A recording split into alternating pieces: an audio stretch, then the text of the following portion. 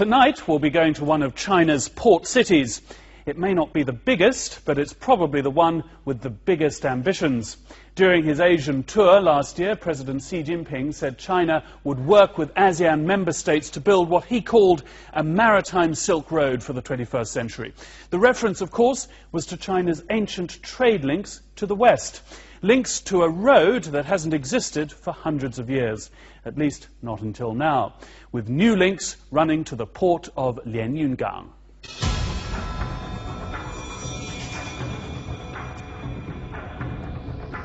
The National Development and Reform Commission says China will be putting Lianyungang at the top of its list as the locus of China's expanding trade within Asia, both overland and by sea.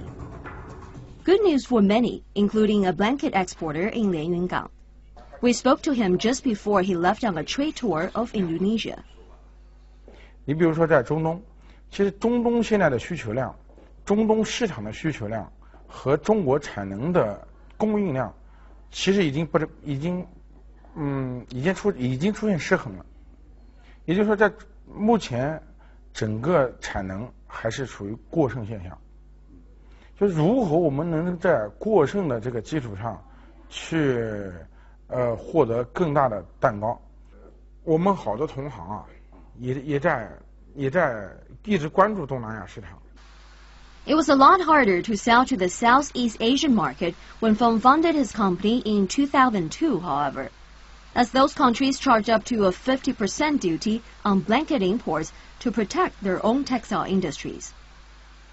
这个产业能够影响到它的经济总量的时候，这些国家应该都会把纺织品作为一个敏感产业，因为毕竟我们中国的产品啊，中国的纺织品，无论是从 产品的质量，从这个品质，包括成本各个方面，应该在全球都还是非常领先的。 Mr. Feng's break came when China and ASEAN member states reached agreement in 2004 to lower duties on commodities traded between them. Duties on textiles were lowered to 20% in 2012, which has increased his exports by 10%. The extra profit has had a big impact on his whole operation.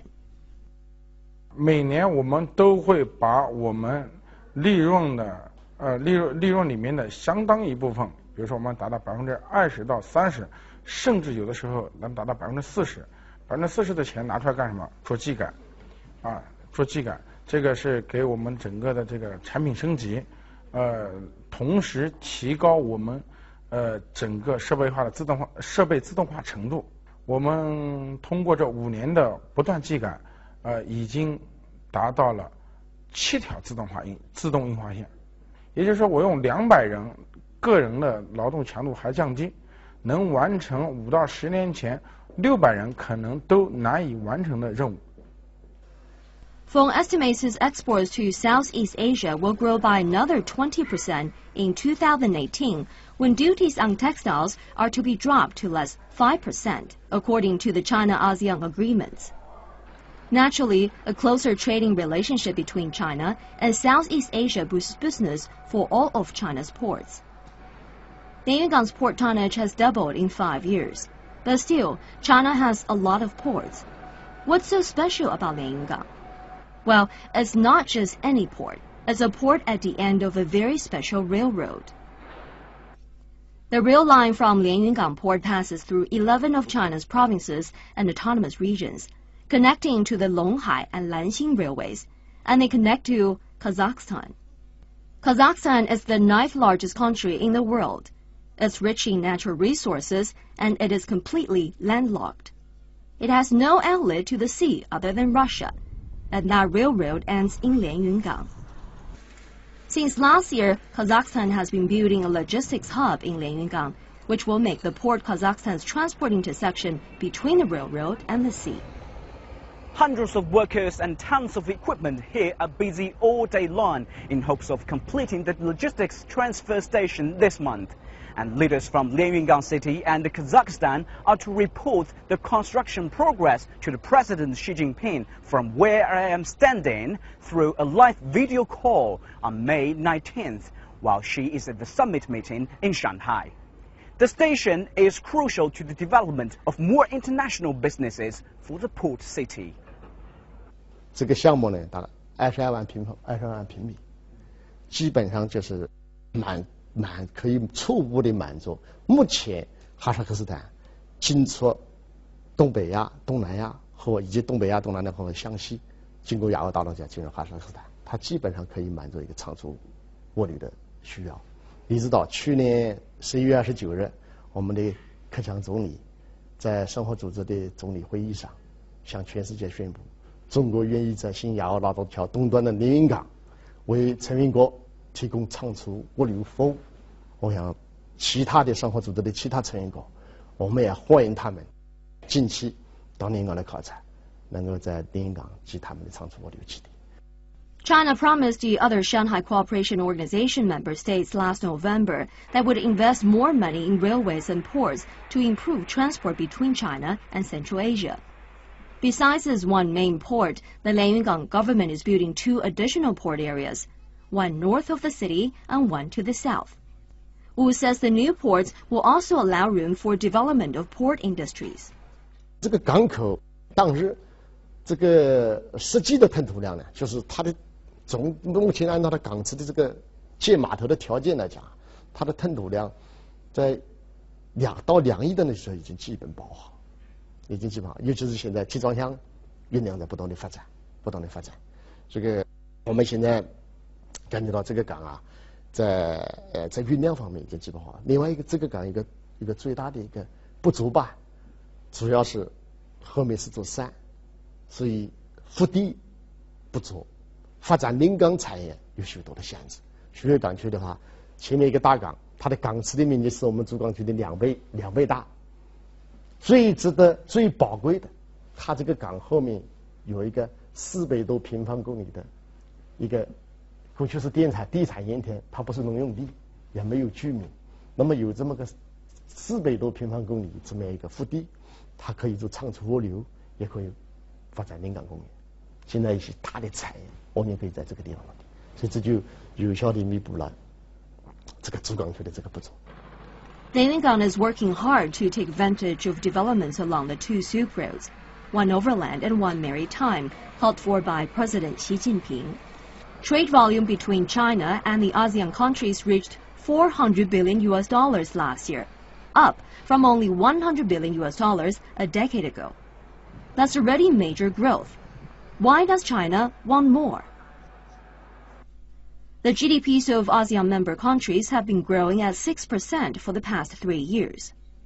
The GDP of 6 of the 10 members has been above $100 billion since 2012. One expert on international trade says these countries' growth also benefits China.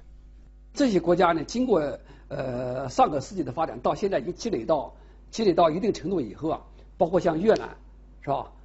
它这个积累到以后啊，它都基本上像越南就基本上达到中国20世纪末、21世纪初的水平了。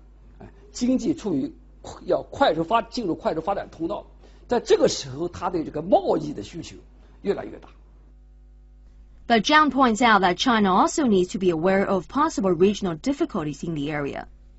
China's call for the development of the Silk Roads with Central and Southeast Asia is based on a desire for stable regional trade. 中国周边的经济环境现在很严峻，包括日本在钓鱼岛问题上，这个在东海问题上，包括在南海问题上面，现在经济安全都出现了很多以前所没有发生过的情况，那么这个很有可能对我们将来的贸易通道，产生重大的影响。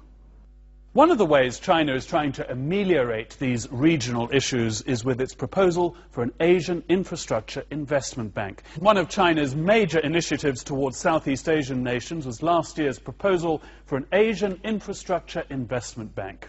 It would provide long-term loans for badly needed construction projects throughout the region and would significantly not include Japan, the United States or India. With me to discuss the idea tonight are Professor Xu Mingqi from the Shanghai Academy of Social Sciences. He's actually the one who initiated the idea of the bank at the Ministry of Finance, and Professor Zhao Gangchang of the Shanghai Institute for International Studies. Okay, thank you very much, Professor Xu and Professor Zhao, for coming on the show. I'd like to start by really trying to get to the heart of what the raison d'etre of this Asian Infrastructure Development Bank is. I mean, China already has a number of vehicles for outbound investment to overseas countries. There's the China Development Bank, there's the Sovereign Wealth Fund, the China Investment Corps. What role is the Investment Infrastructure Bank going to play that these existing vehicles don't already play? We all have surplus, but we all invest our surplus money into U.S. financial system. You know, then, in turn, it's these external Western financial institutions invest back into East Asia. That, you know, sometimes, you know, have a problem, you know, in meeting the local financial needs. So instead of the money cycling through the West, get it straight into the region. And then this kind of idea is basically you try to hit local financial requirement and to promote the local economic development, especially infrastructure. Yeah, I think it's also a very good idea to build the bank into a kind of a multilateral organizations, because it's if it's only the Chinese exclusive bank, then I think our neighbors would, or other members of the international community might have some kind of worries about the so-called the China's dominance in this financial field in Asia. That is something Chinese government does not want to see, and so therefore I think China is willing to build up this bank, particular bank, into a kind of a multilateral organization. That will be good for everybody. How far is this bank in getting off the ground? I mean, interest has been shown, as Professor Zhao said, from other nations, but how far along the road of negotiating with other nations are we getting? It's a proposal under the 10+3. Japan is certainly included. Oh, I see. But the Japan right now is a little bit doubt about this idea. It didn't show a kind of very positive response to this. But according to Japanese media, Japanese reports said that Japan is very dissatisfied with this forthcoming establishment of this bank. Of course, Japan was unhappy about this, and also Japan feared that this bank maybe have some competitive impact on ADB, Asia Development Bank, which is dominated by Japan, because Japan is the biggest contributor to the capital of ADB. So they are doubt about this, and so they said something that not really happened, I think. But whether or not Japan has actually been invited or not to participate, their, shall we say, hostile attitude towards the bank, and possibly India's fairly ambiguous attitude towards the bank, do you think that will present difficulties? It could be, a kind of difficult things for moving forward, because these two, if they have a kind of negative idea on that, could influence others and take it as a political project. Actually, China take it originally it's an economic project for promoting China's economic cooperation with regional other countries, East Asia countries, and also to enhance the China's export of our domestic capacity to build this infrastructure, because China now is most advanced countries in the world to build roads, bridges, and highways, and even railway, and with this kind of financial support, then projects can going ahead, and China could also export our capacity. Yeah, technically speaking, there is also a question whether this bank is going to work without India and Japan. So I think from the Chinese viewpoint, it works as well, right? With or without Japan or India. Yes. If other countries. Because China has so much capital. Well, yes, with 50% of the capital. But in the meantime, we also see that Japan has been dominated in ADB for many, many years, and Japan does not allow countries like China to get inside, right? Well, China is a contributor to the ADB. Yes, but very small part. But of course, if China asks for the more share of capital in ADB, then that's another story. Right. So could be difficult. But ADB is, development bank, providing financial support for many kind of projects, not solely on infrastructure. Right. This is, an idea, provide financial resources only to the infrastructure projects. So there is no big competition. Finally, a question about credit ratings. Most transnational banks have AAA credit ratings, and it's in terms of the cost of financing, it's sort of considered that AA or above is needed for a transnational bank. Currently, China doesn't have such a high credit rating. Do you think that will, in any way, impact on the ability of this bank to get up and running? And China has such a big, foreign exchange reserve, and our, official debt ratio is low. China should have AAA, but China didn't, get that.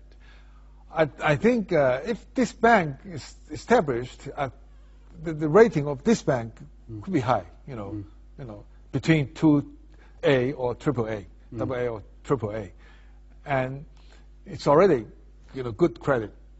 And this bank could also issue bonds in the international market and to raise the fund.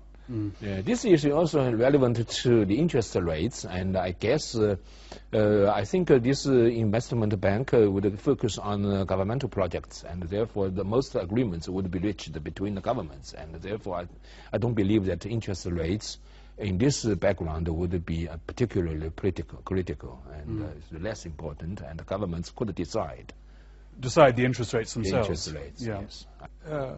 Already, work in the business, they have to follow the market mechanism, because not all the, East Asian countries' governments, especially the central government, are willing to provide that kind of a guarantee to the infrastructure project. And that's the reason that some projects cannot get very, smoothly the financial resources in the international financial market. So, and then this is the reason to provide official financial resources first, and then to get private fund to invest into this project. And there could be some, governmental agreement on this. But if, it's going to work in the market, you have to, it has to follow the market, mechanism. Otherwise, there could be some, moral hazard problem. Well, Professor Xu and Professor Zhao, thank you very much for sharing your thoughts with us.